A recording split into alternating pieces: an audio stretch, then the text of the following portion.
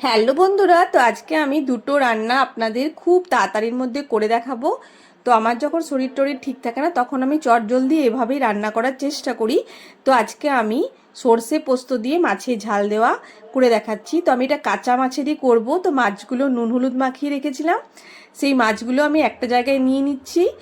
এরপর আমি সর্ষে পোস্ত কাঁচা লঙ্কা বাটা টমেটো বাটা আমি মিক্সিতে পেস্ট করে নিয়েছি। তো সেইগুলো আমি নিয়ে নিচ্ছি, কয়েক চামচ নিয়ে নিলাম। এরপর হলুদ নিচ্ছি, নুন নিচ্ছি, আর আমি কাশ্মীরি লঙ্কার গুঁড়ো নেব একটু কালারের জন্য।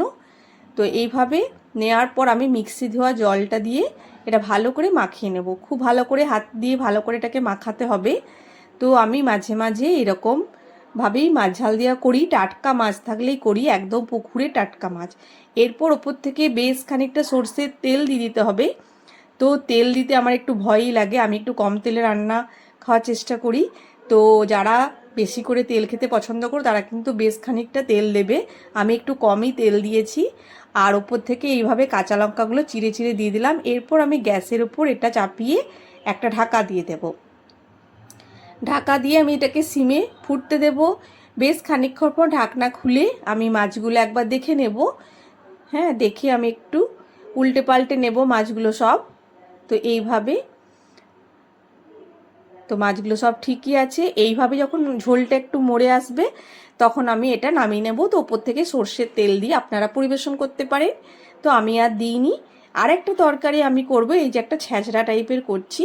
তো কুমড়ো দিয়ে মাছের মাথা দিয়ে এটা আমি করব। তো মাছের মাথাটা খুবই ছোট ছিল, তাও আমার হাজবেন্ড যেহেতু ভালোবাসে বলে আমি একটুখানি করে দিচ্ছি। তো মাছের মাথাটার মধ্যে আমি পেঁয়াজটা দিয়ে দিলাম। চটজলদি রান্না করছি আর আমি তোলাতুলি কিছু করলাম না। তো মাছের মাথাটা ভালো করে ভেজে নিয়ে আমি পেঁয়াজটা দিয়ে দিলাম। পেঁয়াজটা দিয়ে আবার এটাকে ভালো করে ভেজে নিচ্ছি।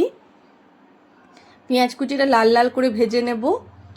ভাজা হয়ে গেলে আমি যে সবজিগুলো কেটে রেখেছি, তো যখন যেটা সবজি বাড়িতে থাকে তখন সেটা দিয়েই করছি। তো আমার এখন আলু আছে, বরবটি আছে, কুমড়ো আছে। তো এটা দিয়ে আমি করছি, বেশি বাড়াচ্ছি না, কারণ মাছের পাতাটা খুবই ছোট, বেশি আনাজ দিলে এটা ভালো লাগবে না। তো এইভাবেই আমি অল্প করেই করছি। তো মাছের মাথা দিয়ে ভালো করে ভেজে নিলাম। এরপর আমি উপর থেকে কয়েকটা কাঁচা লঙ্কা চিড়ে দিয়ে দিয়েছি। এরপর আমি স্বাদ মতো নুন দিচ্ছি, হলুদ দিচ্ছি, জিরে গুঁড়ো ধনে গুঁড়ো সব দিয়ে দিলাম। দিয়ে আবার এটাকে ভালো করে ভেজে নেব। খুব ভালো করে ভেজে নিতে হবে। এইভাবে ভালো করে ভাজার পর আমি একটুখানি কাশ্মীরি লঙ্কার গুঁড়ো এখানেও দিয়ে দিচ্ছি, যাতে কালারটা একটু ভালো হয়।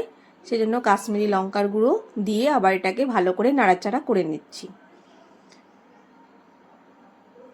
এইভাবে নাড়াচাড়া করে নিতে হবে। নাড়াচাড়া করার পর একটুখানি জল দিয়ে আমি এটাকে ভালো করে ঢাকা দিয়ে সিদ্ধ করতে দিয়ে দেবো সবজিগুলো, যাতে হালকা সিদ্ধ হয়ে যায়। সিদ্ধ হয়ে যাওয়ার পর আমি উপর থেকে একটুখানি চিনি দিয়ে এইটা নামিয়ে নেব।